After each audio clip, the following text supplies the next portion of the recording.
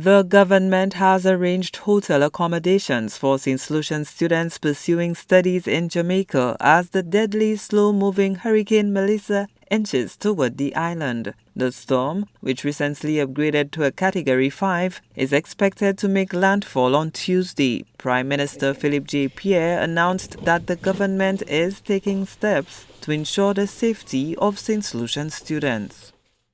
I've spoken to the Prime Minister of Jamaica. I've expressed our concern and our support for the people of Jamaica, and the Minister of Education has said, and I guess when he comes to speak to you, you can give him more details, that the government is taking care of the well-being of our students who are studying in Jamaica.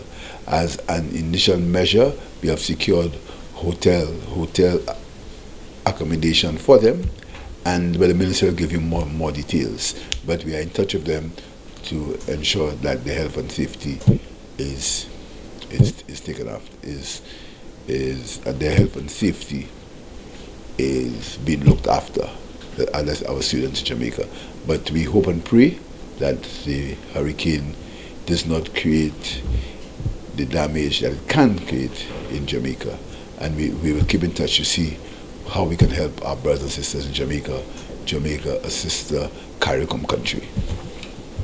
The government is not only paying for the hotel bill, but is also providing money for hurricane supplies. And as a result of the impending storm, many Caribbean governments have put measures in place to ensure the security and safety of their nationals in Jamaica, in particular students studying at higher educational institutions in Jamaica.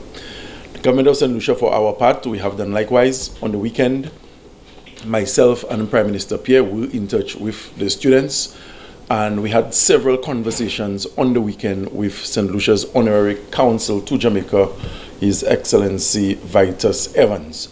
And through the efforts of the Prime Minister, we were able to secure hotel accommodation for several of our students, where the government is meeting the full cost of accommodation at the hotel. And in addition to paying for the hotel accommodation, we also made monies available to students to help them buy supplies ahead of the impending storm. While some students have received hotel accommodations, others have chosen to stay on the educational facilities grounds. Education Minister Shawn also added that learners have made other arrangements.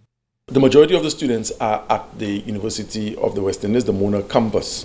Some opted to stay on dorm or on hall, and they thought that they were sufficiently secure there to ride out the storm.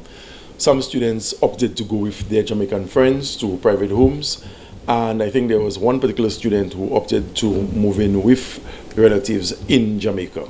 But what is important is that we've reached out to our students, we've reached out to our nationals, and we were able to provide some level of support ahead of the storm.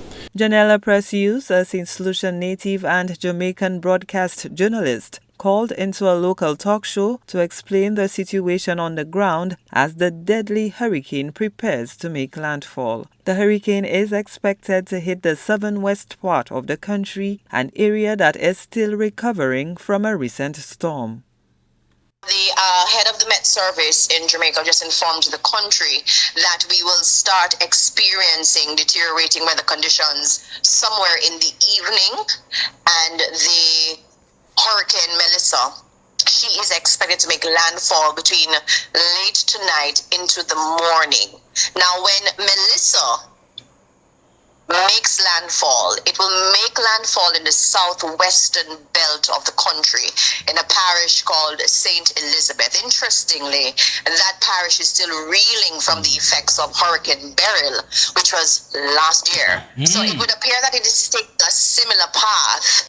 The slow-moving Category 5 storm has already claimed the lives of 4 people on the island of Hispaniola. Meteorologists express concern that Melissa may become the strongest hurricane ever to hit Jamaica. They also warn that Melissa's slow pace will likely cause it to dump torrential rain on affected areas for longer, increasing the risk of deadly flooding and landslides. Gina Filippi, HDS News Force.